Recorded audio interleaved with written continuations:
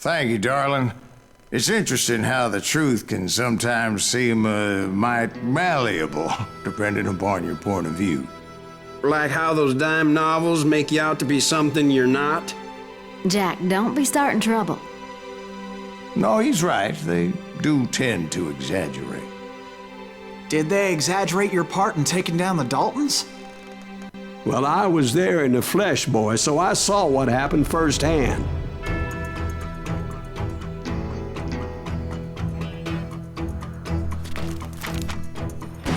Those Daltons were lawmen once, before they all went bad, robbing banks and trains clear across the territory.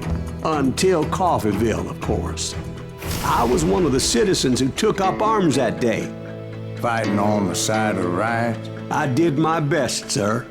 We all did.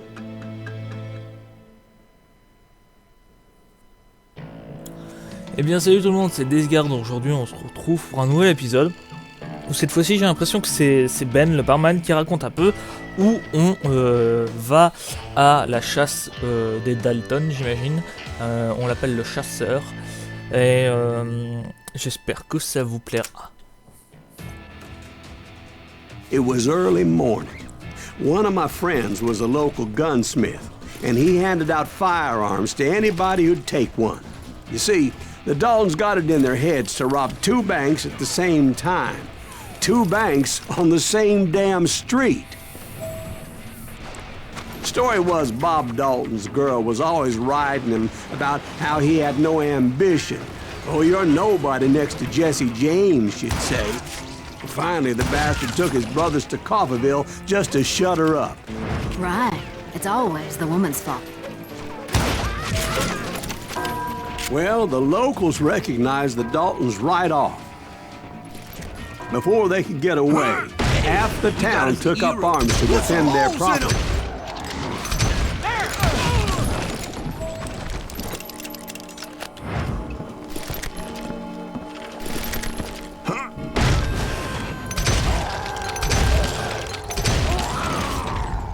The brothers paid dearly for their stupidity, but everybody knows they had it coming. There's more to it than that. I read all about that day, so I know for a fact that it went down very differently. First of all, it was high noon. A posse of U.S. deputy marshals were on the rooftop across the street. Get ready, boys.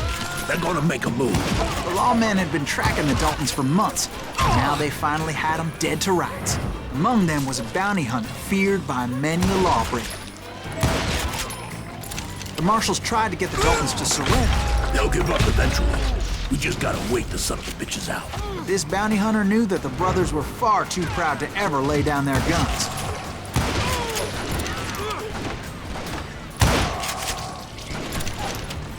So he went in there alone to confront those criminals. One of the marshals shouted, "Where are you going? Are you crazy?" Hey, where do you think you're going, dumbass? That rifle's mine. He saw a way to get around to the back of the bank.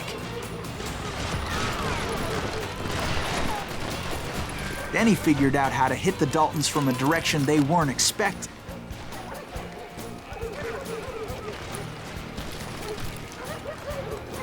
From above.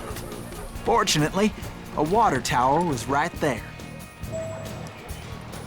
A moment later, he was climbing up a steep ladder, laughing at danger as he did. It was brave men like him who risked their lives to tame this wild country.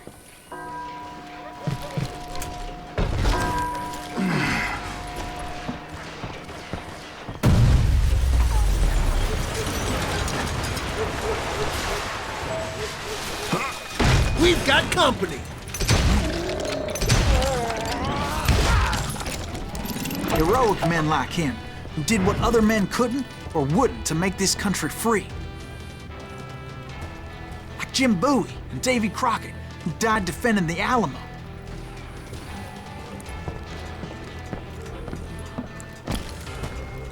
Is that Silas Greaves? Son of a bitch! Kill him!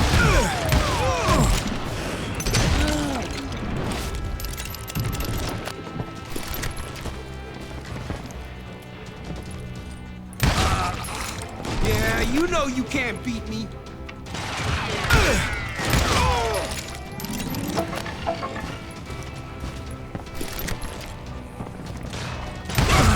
You rule the day.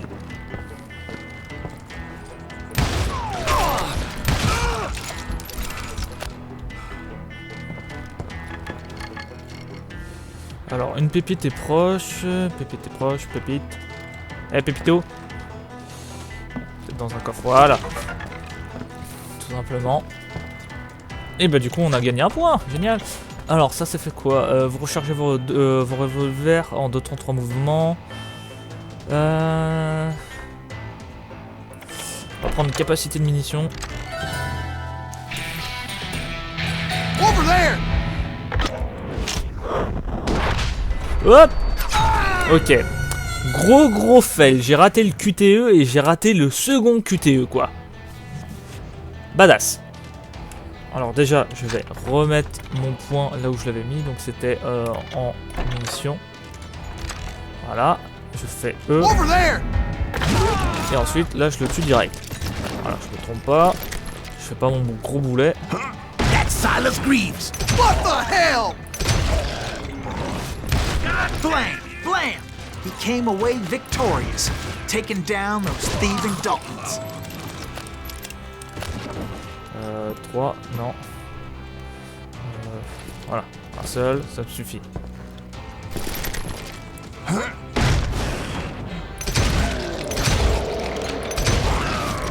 His name was Silas Greaves, and when the dust finally settled, he was the last man standing.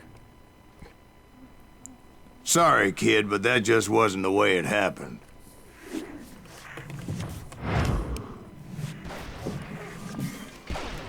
It was early evening, not high noon.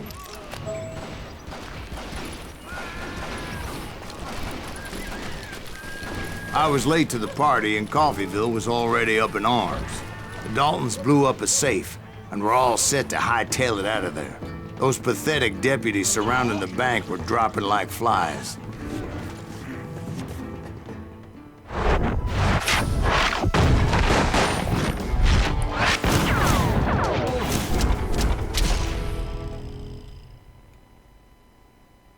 I had been tracking those jokers for months, waiting for them to do something reckless.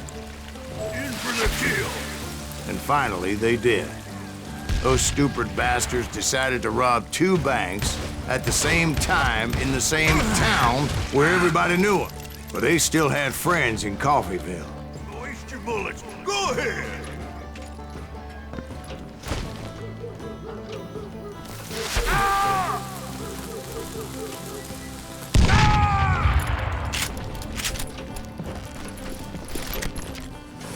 Alors, ils sont partis par où les Dalton?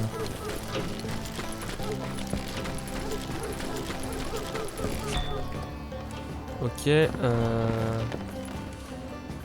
censé y avoir un...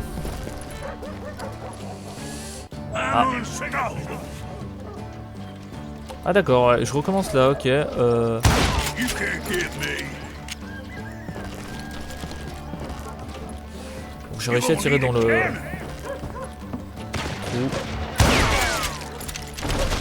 Voilà.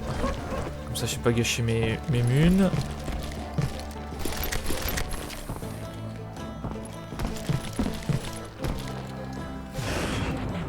Non, c'est pas du tout ce que je voulais faire. Je voulais pas passer par là. Ici, bah de toute façon, c'est braqué. Mais est-ce qu'ils sont partis par l'arrière? Non. Ok, j'ai l'impression d'être un peu perdu. C'est incroyable.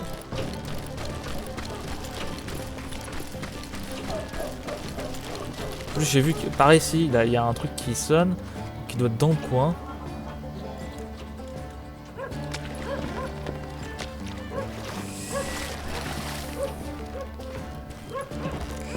Et je pense que je vais recommencer à chaque fois parce que je prends trop mon temps. Voilà. Ok, on arrive là. Dalton sont là, on vient de les voir passer. Hey, we got What's holes in them?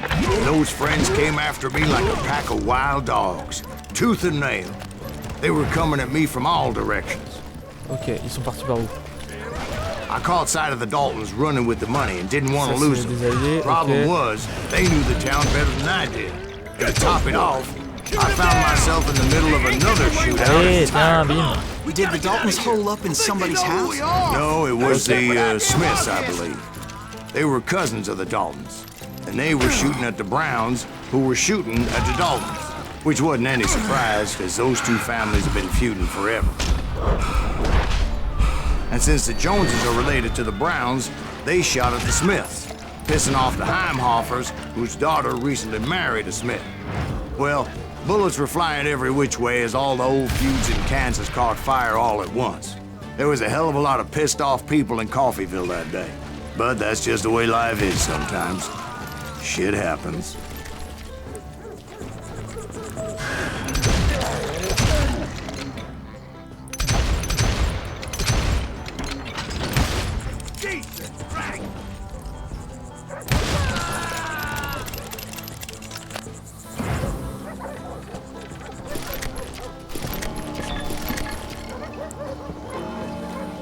Hop, un autre secret.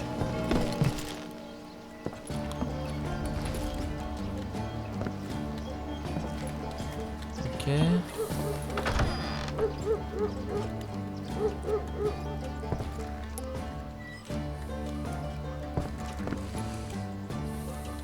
Y'a rien. Ok, bah y'a rien à l'étage. On descend. Là c'est... ouais. The Dalton boys knew I would never give up.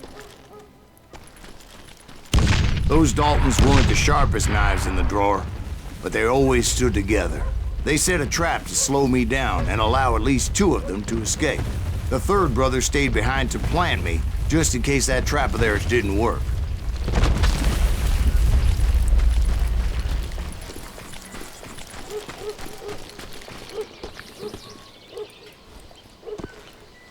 Alors, c'est par où?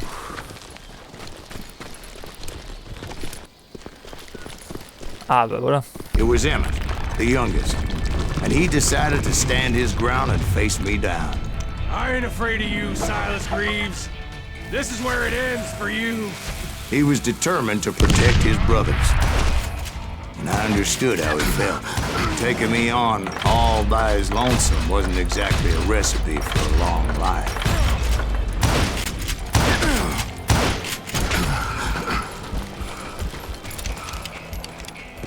You're dead, law dog.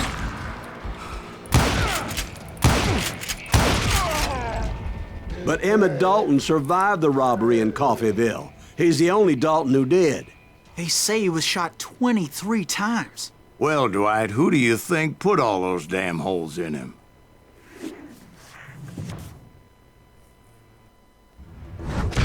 But I have to admit, that boy had grit.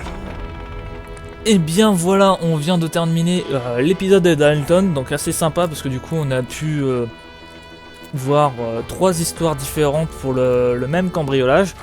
Donc l'histoire racontée par Silas Grave qui arrive trop tard, l'histoire racontée par les bouquins et l'histoire racontée par Ben qui était le barman qui était un habitant de la ville, un truc comme ça. Ou qui était dans la force de l'ordre, un truc comme ça. Donc c'était cool. Donc j'espère que cet épisode vous a plu. Moi je continue, donc je vous dis à un prochain épisode. Salut!